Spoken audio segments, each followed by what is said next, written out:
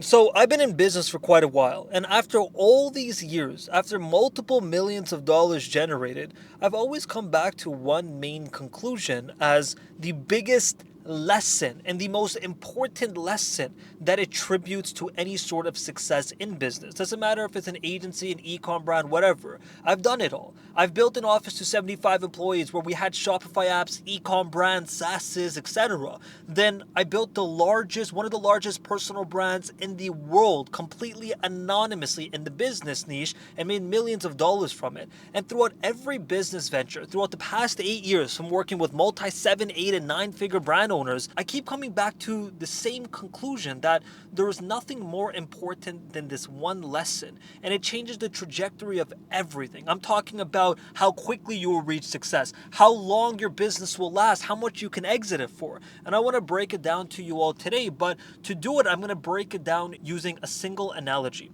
So the analogy is based off of princesses. And all of you alpha males watching this video right now, I know you're shooting yourself in the foot all pissed off, but it's a very good one. Where does the princess stay? They stay inside of a castle. And when they're inside the castle, the goal is to protect the princess from anyone that's going to come in and try robbing them, try stealing her, etc. And how do they protect? Yeah, they have guards outside, but they have this specific ring around the entire castle, and it's called a moat. That specific moat is there and filled with piranhas, crocodiles, alligators, anything and everything to make the entry point more difficult to cross over. It's called the barrier of entry. And that same exact principle is applied to business, because as we start scaling our businesses, as we're trying to build an actual business that is really profitable, our goal is to protect ourselves from two main problems. The first being competition, and number two being market sophistication. So let me give you an example. Say you have a lead generation strategy that is killing it for you right now, but it's so easy. It's just tweeting some content and posting some content on a social platform. Anyone in the mother could come out and start typing and writing. But within a few weeks, you start noticing the potency starts dying out, you're not getting the same results, and this happens constantly because it's such an easy barrier of entry where your competition could come in and just yoink what's working for you. They'll copy you. But say on the other hand, if you had a lead generation strategy where you had a dude following you around and 24 hours a day recording what you're doing, and then they're your creative director, you now have a moat that protects your content from every other person in the space, because not everyone in the space is going to be able to do what you're doing.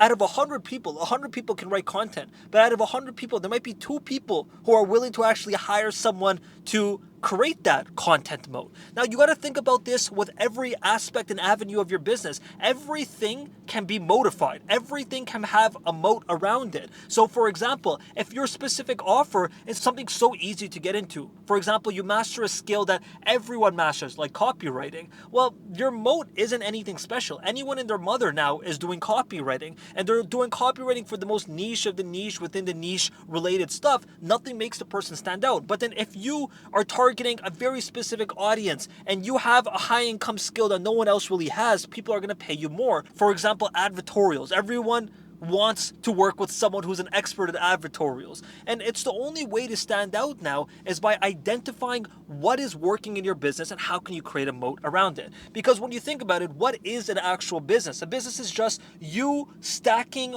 winning systems and winning strategies together. You systemize them, and as you systemize them, the more that are stacked up together, the more money you make. And you can imagine it like there's 4 pillars on the ground, and each of those 4 pillars is a winning system, and you would reinforce those pillars and those systems with a moat and make them stronger, make them more powerful and resilient to anyone else coming in the space. Then you can add a layer on top. Boom, you're at 10K a month. Then you add another 4 layers. Boom, you're now at 20K a month. But if they're not reinforced properly, if those systems aren't reinforced well enough, the business starts getting shaky and you fall back down to 10,000. So all we're trying to do is, one, how can we identify all of our winning systems and how can we reinforce them with an actual moat and protect ourselves so we can actually have a better value and a better worth when we're trying to exit our company in the future. Because when we're exiting a company, someone else is buying because they see scalable potential. But if they're noticing that, hey, we can't even maintain revenue, hey, you guys can't even maintain a strategy that works over and over again because you guys are losing to your competition, you guys are getting smoked by market sophistication,